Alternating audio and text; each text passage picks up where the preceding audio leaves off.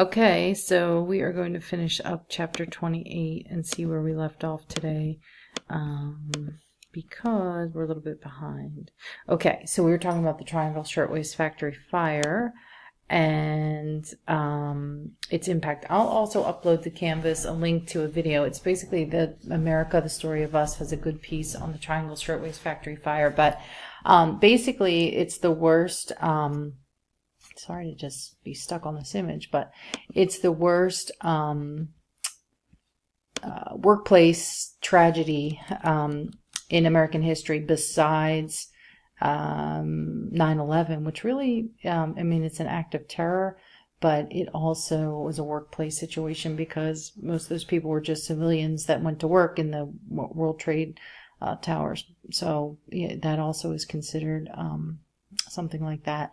Although there's a big difference between the two, and that is that with the Triangle Shirtwaist Factory fire, the girls, most of the people that died were young teenagers who were immigrants from Italy and Russia and places in Eastern Europe, and they had been locked in. It was basically a sweatshop, and a shirtwaist is a blouse, and these blouses were all the rage at the time because people were getting away from wearing cumbersome dresses and wearing long skirts and blouses, and the blouses were easier for working women, and a lot of women wore those, so a lot of people bought them. So it was a very competitive business. So the way you succeeded in that business was volume and price. So the more you sold, it was more like quantity over quality.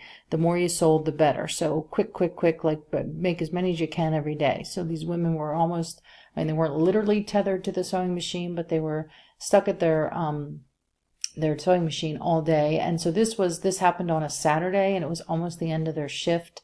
And they think that, well, you can watch the video, but they think it was a discarded cigarette or match and that place went up like a tinderbox because of all the fabric.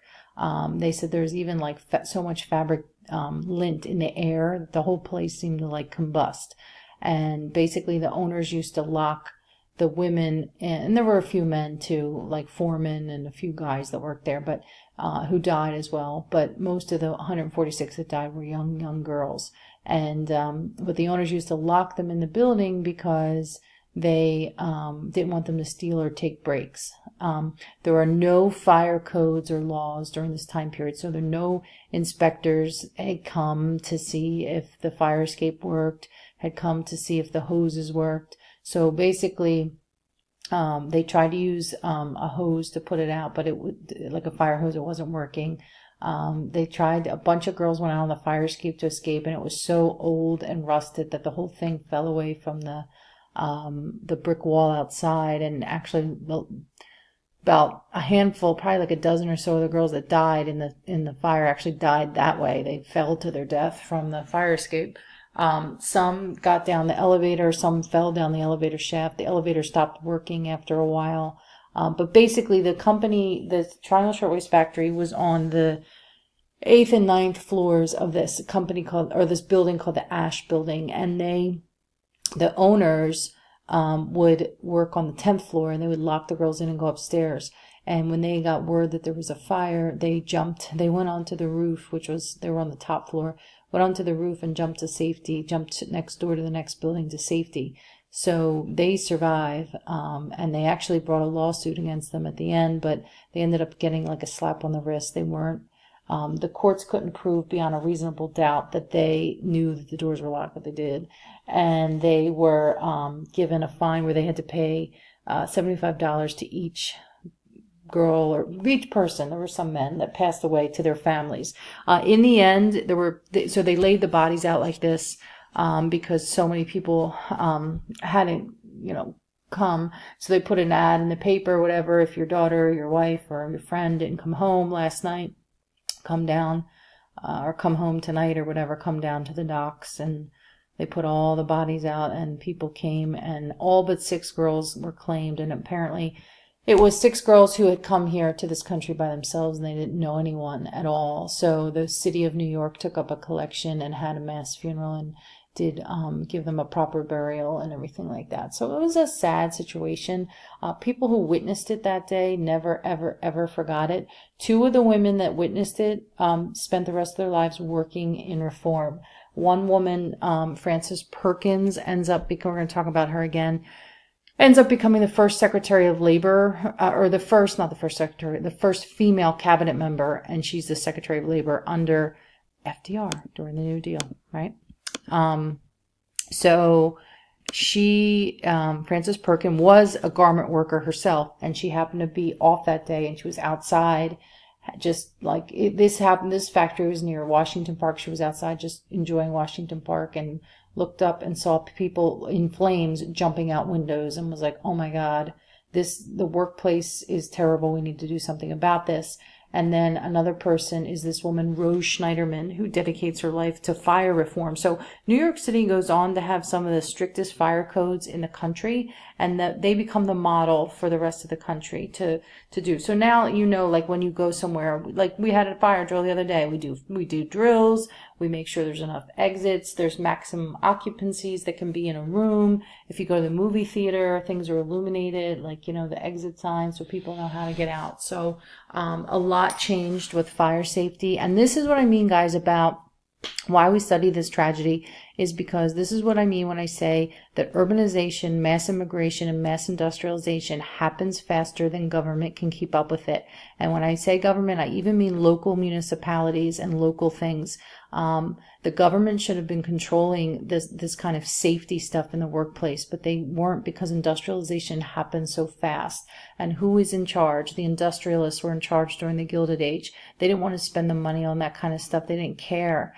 And this is what, people were crying out for. This is what the progressives were fighting for. So this happens in 1911. This is a huge, for as tragic as it is, it's a huge, these girls did not die in vain. It was a huge boost to the progressive movement, because a lot of people were like, see, look what could happen. We need to do something. So you can equate this probably to other things that have happened in recent history, where a tragedy happens, and because of that, then people start making reform, okay?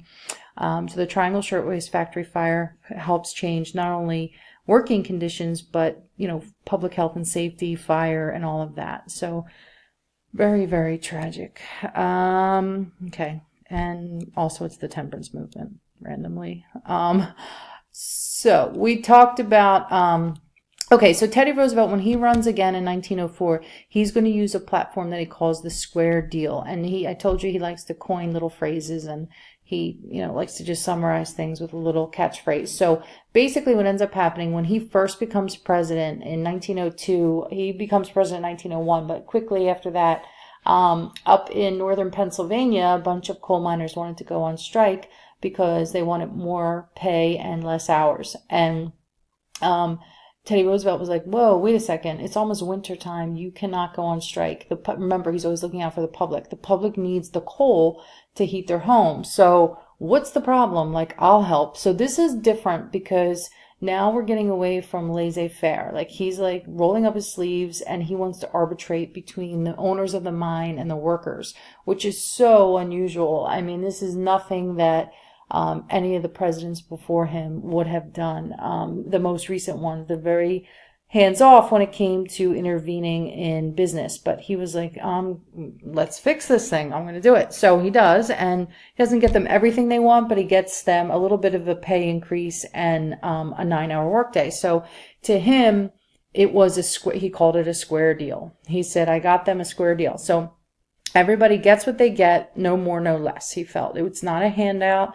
You get what you're entitled to. So he went to the owners of the mine and said, this is their situation, and that's what they felt they deserved. So that's what they got. So in his eyes, it was a square deal. So he thinks the Americans need a square deal. All people are entitled to a square deal, no more, no less. So that's what he uses as his campaign slogan in 1904. In 1903, the Department of Commerce and Labor is created. And that tells us that we are now an industrialized nation for sure. And also what this tells us is it's a little late because the Gilded Age, remember, is 1869 to 1896. And this is coming on the heels of that. So this is what I mean, again, when I say that Industry grows faster than government can keep up with it. So, the Department of Commerce and the Department of Labor were, I think they were together first. It's separate now, but they were created around the same time. Well, they were. I think it was Department of Commerce and Labor in 1903. And that tells us now we're not an agrarian nation anymore. We're a nation of wage earners. Okay. All right. What else? The Interstate Commerce Commission, we already talked about. Okay, so these are the things I was telling you. You should include these things in your LEQ, because I kept saying the Interstate Commerce Commission is kind of weak. People were still, when I say people, the railroads were still gouging people and violating the rules that the ICC laid out. So the Elkins Act and the Hepburn Act were both created by Teddy Roosevelt to help curtail the railroads, and basically they do away with special treatment and rebates and things that were going on with the railroads. Remember, I said railroads were giving special treatment to their biggest customers and leaving the little guy in the dust and charging him extra. So the Elkins Act prohibits rebates, and the Hepburn Act restricts free passes. So this tightens up the ICC and better controls the railroads than had been done before. Okay. I told you before too, Teddy Roosevelt sues J.P. Morgan for his one company that he owned. The Northern Securities Company was too big of a trust. It was an unethical trust.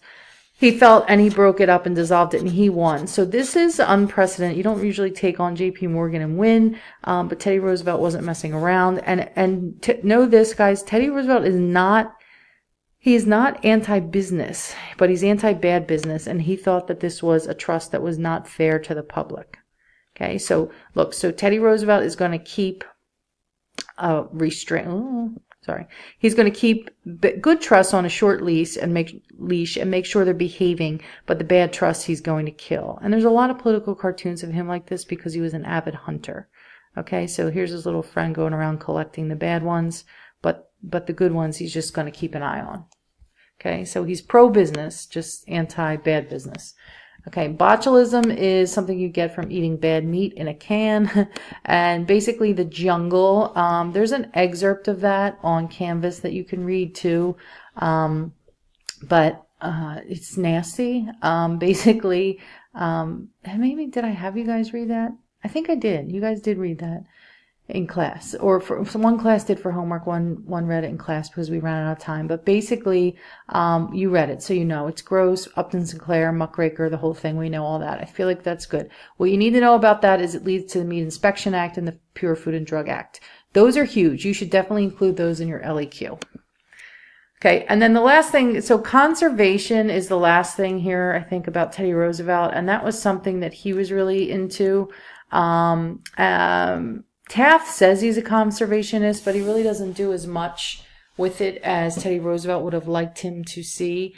But he does a lot with it, and he creates like the forestry division. This stuff is stuff that happened previously, but Teddy Roosevelt and his friend Gifford Pinchot are the first people to use the term conservation in regard to the environment. Okay, people thought that they could keep using trees and things, and it would never have to be replenished. And he says that that's not the case. So he starts the National Park System, the Antiquities Act, the Newlands Act. So you can, if you're going to talk about conservation, you can certainly use some of these things.